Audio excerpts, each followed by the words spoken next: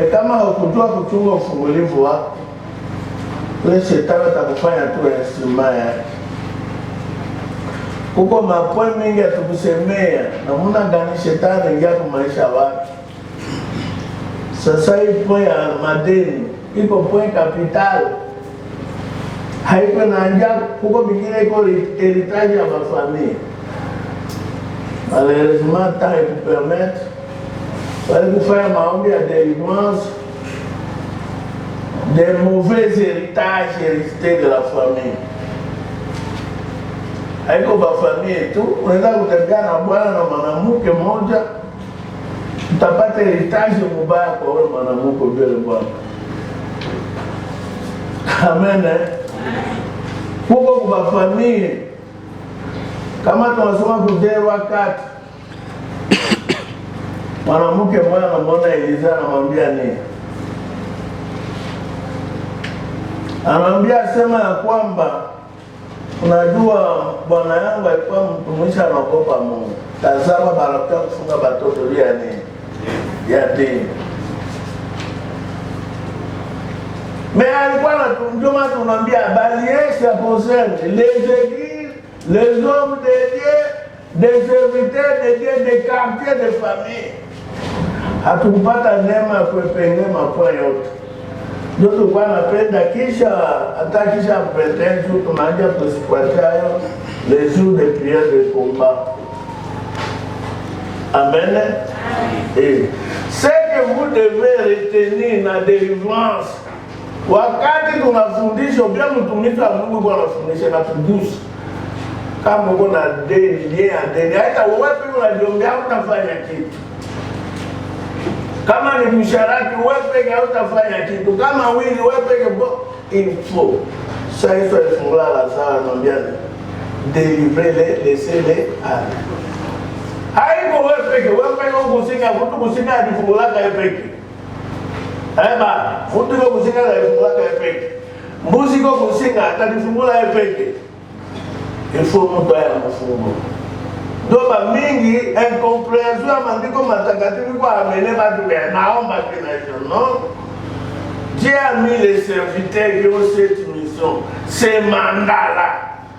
Kama nafundisho adikuta kulie mwa fulani unaomba ona mtumishi wa Mungu. Hiyo unasema ni kweli hivi. C'est pourquoi vous chaque samedi tunakuwa hapa. Unakuwa kuexpose problème yako mtumishi wa Mungu anaomba kana kati. Na niliombea wewe peke yako na mashinga mtu wa mashinga akifungula. C'est pourquoi tunakwambia leo tutasema kwa kifupi comment conserver la délivrance. Mtu ufungulivu bana uchungaki. Ufungulivu wanafanya nini? Mama wanafanya nini? Hata nijifi. Kwa uchunge ufungulivu wako. Mama pale danjeka kuya haizi kutika jua mtoto wake. Haleluya. Tuko nasikilizana. Ndio tunabadilika mingi, anamfanyisha mambo mingi. Ainsi de suite. Kama hauwe kuchunga maombi yako ya 21 ujue utakuwa bure. Tuko nasikilizana. Utachunga ufungulivu wako na namna gani?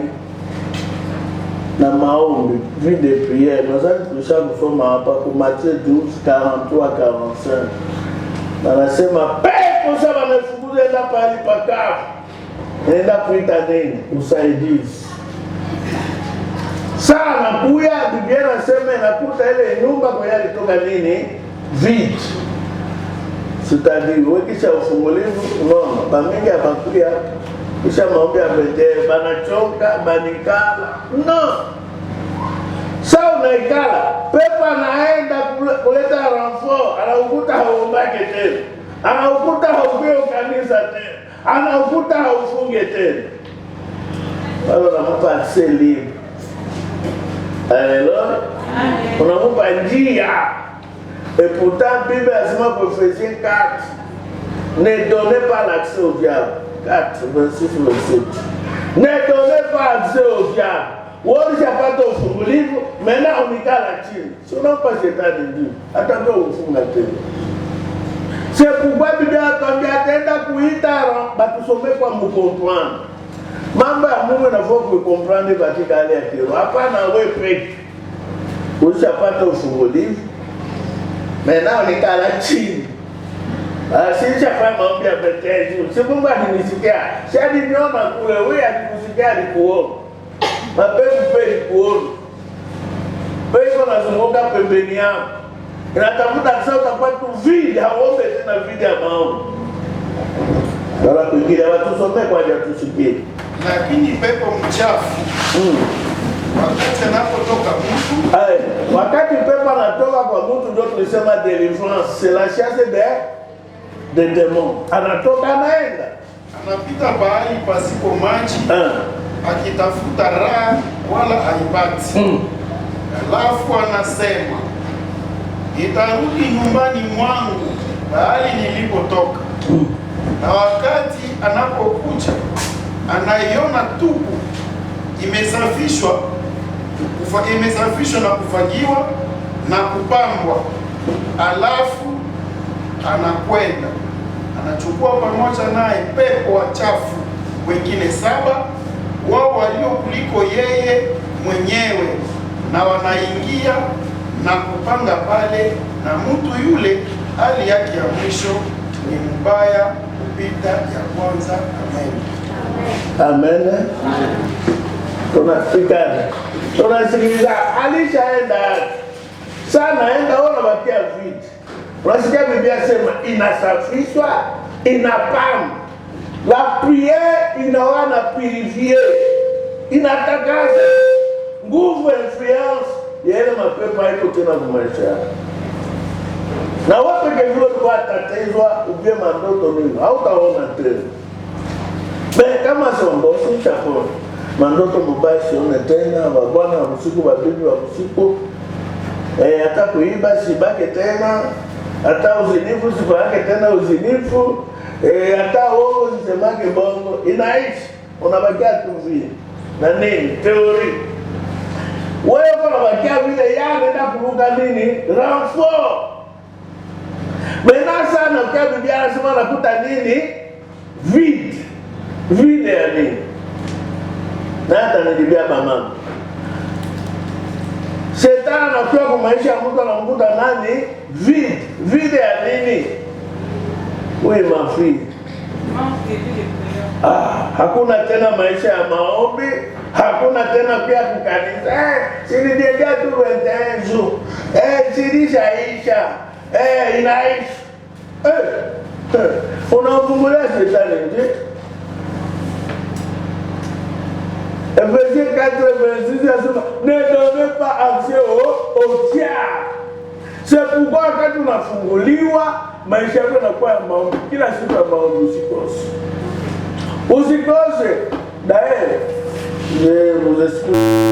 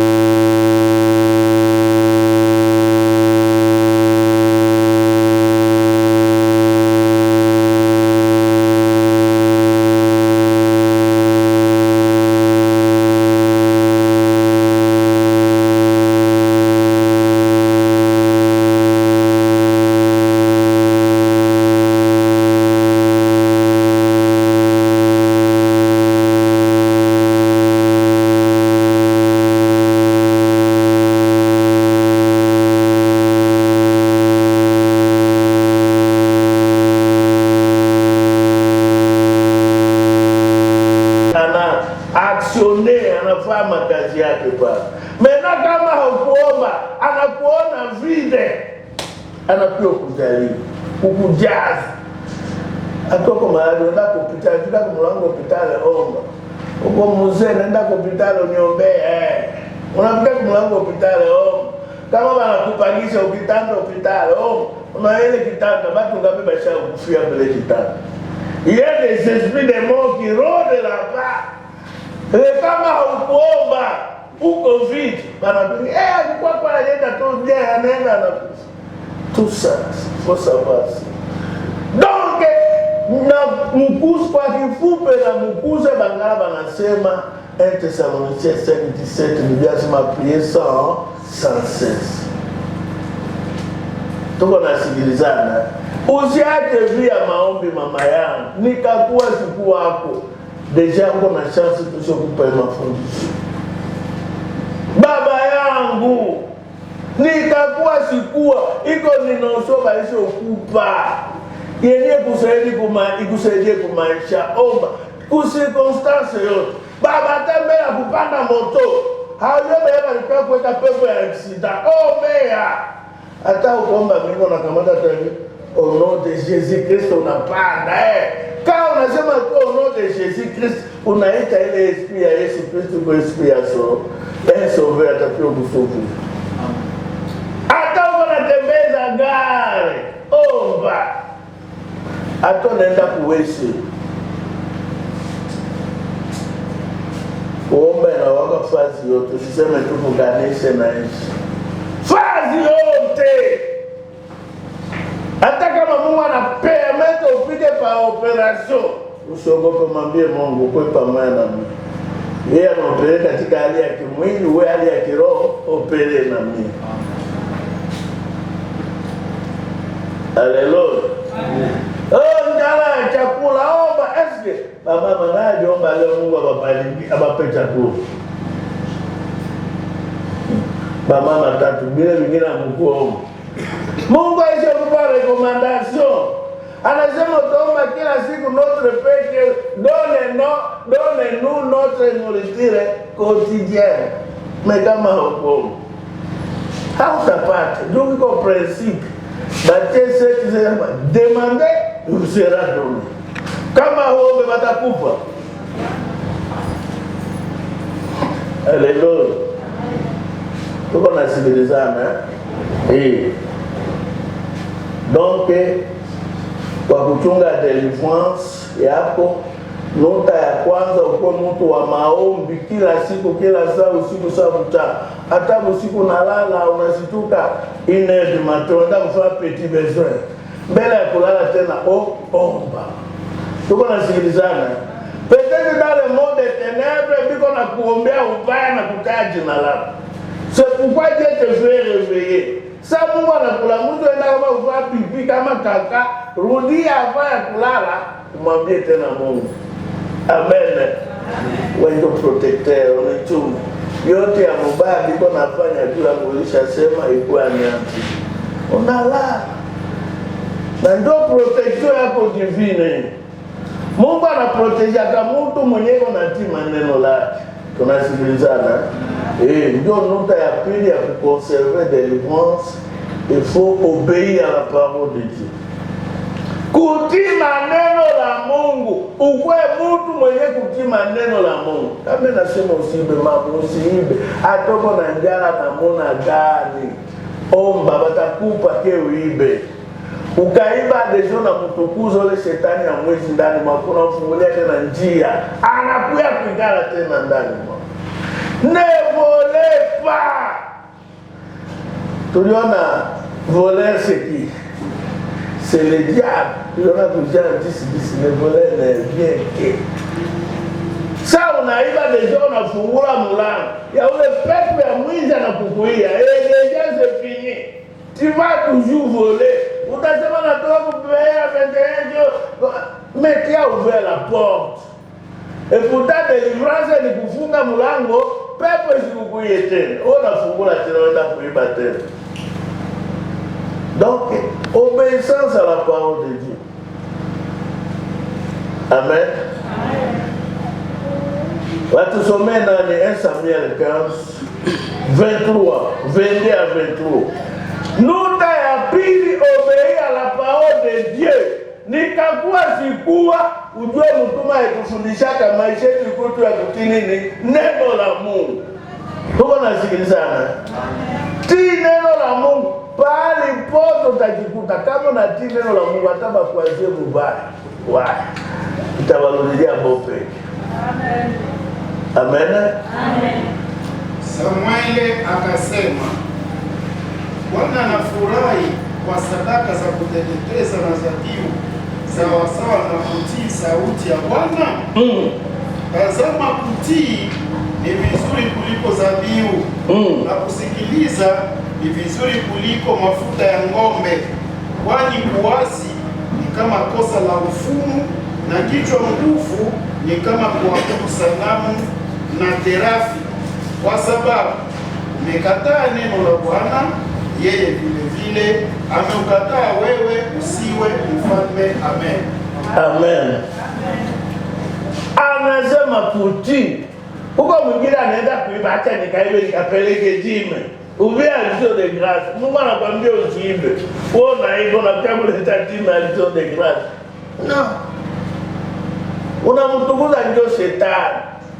Ile sadaka hapo Mungu hata ipokea na hata kuhesabilia. Mema kama unatii maneno, ndio asema Mungu anafurahikia na kutii maneno ya nini? Ya Mungu. Mama, tembea maisha yako kutii maneno la Mungu. Baba, tembea maisha yako yote kutii nini? Neno la Mungu. Si sazi ya kukufa, uitike ukufe kwa neno la Mungu. Na hautakufa, Mungu atakuponesha. Atakuingilia ile vita.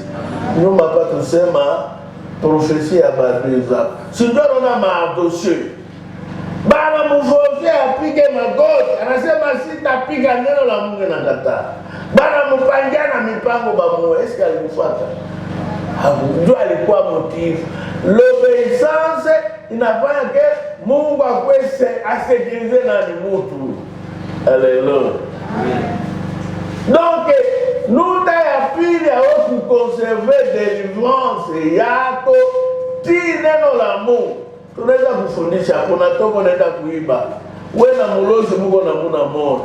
Unatokana kwambia kukosa kutii maneno la Mungu iko za mulozi. Uko za terafem wewe kwa budu masanamu. Tunaambia kabe kwa budu masanamu. Na wewe wakati hautii maneno la Mungu uko muabuduaji. Haleluya. Uko muabuduaji. Na Corinthiens 10:14 Biblia inasema, Mungu anasema je hais l'idolâtrie. Haleluya. Mungu anachukia kuabuduaji. Donc jua kutii maneno la Mungu kwa maisha yako yote.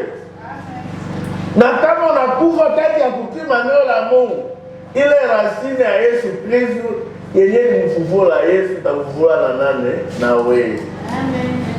Amen. Amen. C'est pourquoi deuxième point ya kuconserver délivrance ni kutii neno la Mungu. Na ile neno la Mungu ndio itakuchunga wakati majaribu itapia, ile neno la Mungu. Apocalypse 3:10 anasema nini? Hii maneno la Mungu yenyewe nachunga na ndio yenyewe itakuchunga wakati nini? Tribulation itakuja. Haleluya.